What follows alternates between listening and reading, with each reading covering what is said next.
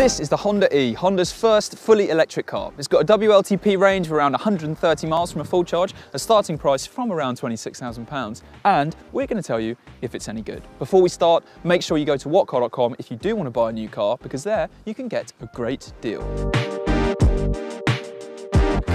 Now, we're going to start by just looking at the car, because one of the reasons it's been so hotly anticipated is because of its looks. It's obviously really different from everything else. It's got a kind of first generation Civic look to it and some clear Japanese K-car inspiration as well. And it does look really cool. Obviously it's a subjective thing, but there's lots of design features to point out, like these cool headlights at the front that are circular and the black fascia that runs all along the front.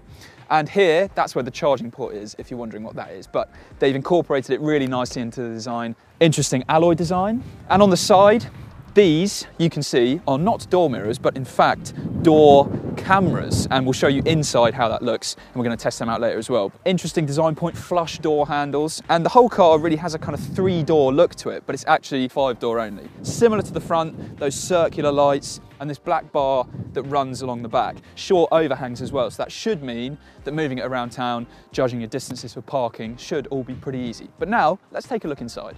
Now, outside, it looks really cool. And inside, it looks really cool as well. It's a bit of a screen fest. So you've got 2 screens for the door mirrors, because they're cameras, not mirrors, which takes a bit of getting used to, but we'll discuss that more when we're driving the thing. Then you've got a screen for the driver display. Then you have these 2 central screens for the infotainment, and it's all joined together. So it's really got a pretty serious wow factor that you don't get in any other electric car interior, that's for sure. However, it looks really cool, but then you think, hang on, there's lots of screens here, and it's all made by Honda.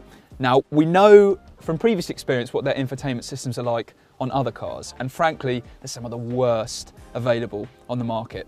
So, I was quite hesitant to feel excited when getting in the Honda E initially. And unfortunately, having spent some time with the system, it isn't brilliant. So you can see the graphics themselves, they're not really razor sharp. There's a bit of fuzz to it. The resolution isn't kind of slick or cutting edge like it is on some other electric cars.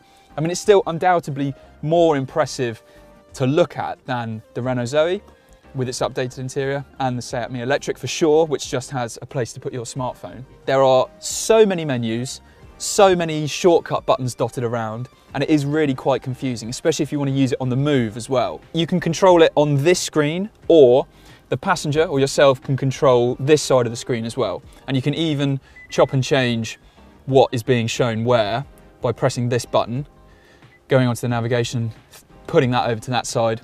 So it's cool, but you can see it's a bit slow. It doesn't kind of instantly respond to what you want it to do. It's loading a bit, taking its time, so it's just a bit annoying and confusing, which is a shame because it does look really, really cool. The good news is that you get Apple CarPlay and Android Auto as standard, so you can kind of bypass all this confusing tech with that. So that is good. And then up here, you've got another screen, just in case you didn't have enough. The rest of the interior to look at is pretty cool as well. So this, you know, it's not real wood, is it? But it's done in a nicer way than the Honda CR-V, where you get in that, you see the wood effect trim there, and it just looks really cheap. Whereas here, it does look a bit more tasteful, and around this gear selector here, this isn't the prettiest design. And all the plastics feel reasonable quality. This wobbles a little bit, but it's still fairly well put together. The damping of these switches is acceptable, and the quality of the plastics, as I say, it's okay. It's not incredible, but what is nice are these touches like the lining on the door here, and the fabrics of these seats feel really good too. Although the seat bases are quite short, so if you're a really tall driver, you might feel that you're not really got much support under your knees. It's okay for me, but if you were over 6 foot, you might find it a bit of an issue. It's also interesting having this big open space on the front here as well, so you can kick your passenger or they can kick you.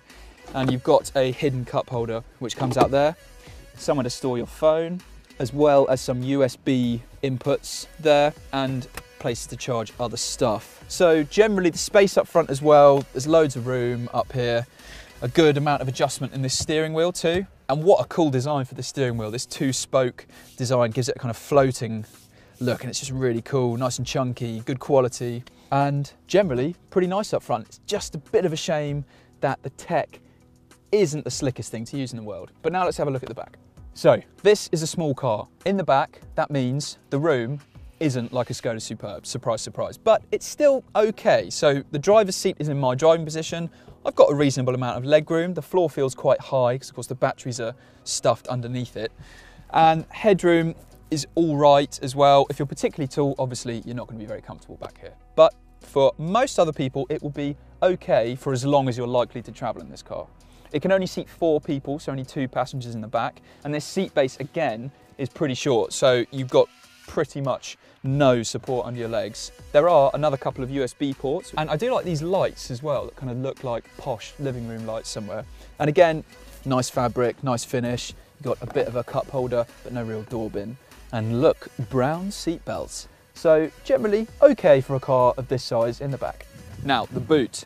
You will be able to tell just by looking at it that it's tiny. And if you look at the numbers, in terms of litres, it holds even less than the Seat Mii Electric, which itself is tiny. And another bad thing about the Honda E is that it's not even just a kind of clear, easy, open space. You can see you've got these awkward bulges either side. So really, this is one of the least practical electric cars on sale. There's no space under the bonnet either. And if you lift this up, you've got room for a charging cable, which is useful, but it's pretty tiny. First of all, let me apologise for the absolutely torrential weather that we are driving in at the minute. You'll be looking at some lovely B-roll of someone else driving this car in lovely clear skies, nice weather. Unfortunately, it hasn't quite worked out like that today in Valencia. But still, that's fine. We're going to carry on as if it's totally normal and there is no storm happening around us. So what's this car like to drive? Well, just like many other small electric cars, the pace that's on offer is very impressive off the line. So it's really responsive acceleration, builds pace really nice and quickly, and that's all very good around town. If you're joining a motorway, it'll still get up to speed without too much of a fuss, but obviously this isn't really designed to be a huge mile-munching electric car. Instead, it's all focused around town. And there, it's very good to drive. It's quite comfortable. It's got a relatively sophisticated suspension setup and it deals with big bumps pretty well, remains fairly smooth. There isn't a lot of body roll either, so it's quite a tall car considering how small it is really.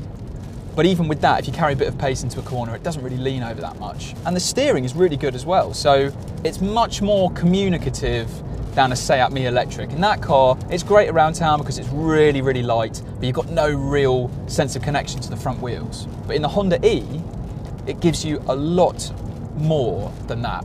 And it does actually make it quite fun to drive.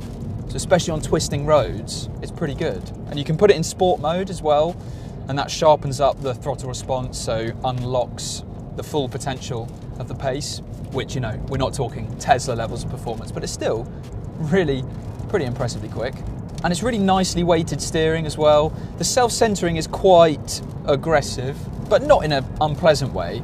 This is just very nice to thread along the road. I'll admit these cameras instead of door mirrors do take a bit of getting used to, because out of the corner of your eye it feels more like a TV screen that you're looking at, which of course you are, so it does just feel a bit weird, but it doesn't take too long to acclimatise to it. And the resolution of the screen's pretty good, and it's definitely worth pointing out that really we are in absolutely terrible weather, but there's no problem with water on the screen as well. So apparently the cameras on the outside have got a water repellent thing on them that means that they won't become completely invisible, which is really good. This driver display is nice and clear as well, although you have got the problem of, for some people, the top of the steering wheel could be blocking a bit of the stuff that's on there. Now, if you take it out of sport mode and put it in normal mode, then that will help the range of the battery. And there are a few other things you can do to aid that as well, like regenerative braking, which you have on every other electric car as well.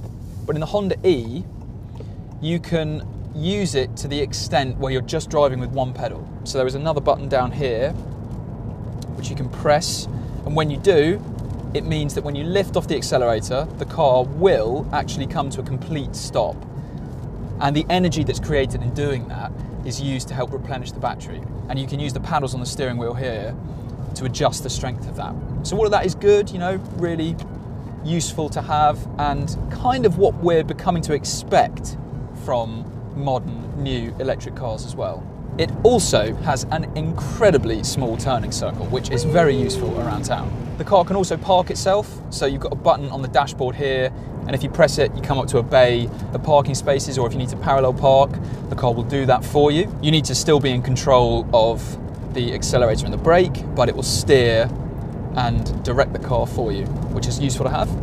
So let me tell you a little bit about the charging speeds for the Honda E. So it gets a 35.5 kilowatt hour lithium ion battery, and it will charge at a maximum speed of around 50 kilowatts. So if you find a rapid charger, like you get at many UK motorway service stations, plug it into one of those and it will go from 0 to 80% in around 30 minutes, which is good, nice and quick, pretty much what all of its rivals will do as well. If you plug it in to a 7 kilowatt wall box charger, then it will go from 0 to 100% in 4.1 hours, according to Honda. And if you want to plug it in to a 3-pin domestic cable, then that's going to take 18.8 hours, which is pretty long. But if you happen to be waiting for that amount of time, there are at least a couple of things to keep you occupied, such as an aquarium, which you can make appear on the infotainment screen. You can even choose different settings, different fish, different numbers of fish, and that's all quite nice, quite fun. Obviously completely useless, but good nonetheless. There's also an HDMI input, so you have USBs and an HDMI. So Honda have given us a Google Chromecast, which means you can cast videos from your phone, like on YouTube, like the What Car YouTube account, which you should make sure you're subscribed to. And you can even plug a games console in as well. There are a lot of small electric car rivals. So the Honda E is up against stuff like the Seat Mii Electric, the Renault Zoe, the MG ZS Electric. There's really so much competition here. And in fact, the pricing is so punchy on the Honda E that it's pretty close to the Kia e-Niro, which is significantly bigger and goes much further on a full charge. So when you consider the Honda E has one of the shortest electric ranges of any new car, and it's more expensive than many of its rivals, it's a difficult sell, although the other cars don't have aquariums. But there are still positives about the Honda E. So it's good to drive. Obviously the main thing is going to be the design and the styling. Now that is something that's entirely subjective. So you might be looking at this car and it does absolutely nothing for you. Or you might be looking at it and thinking, I have to buy one right now.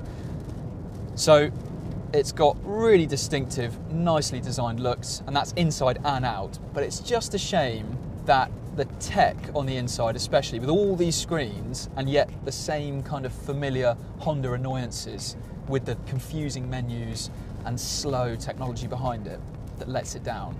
And obviously this really is not a practical car. It's nice and tall, so you should be able to get 4 people traveling around in relative comfort over short distances, but they better not bring anything with them because you are fitting nothing in that boot at all.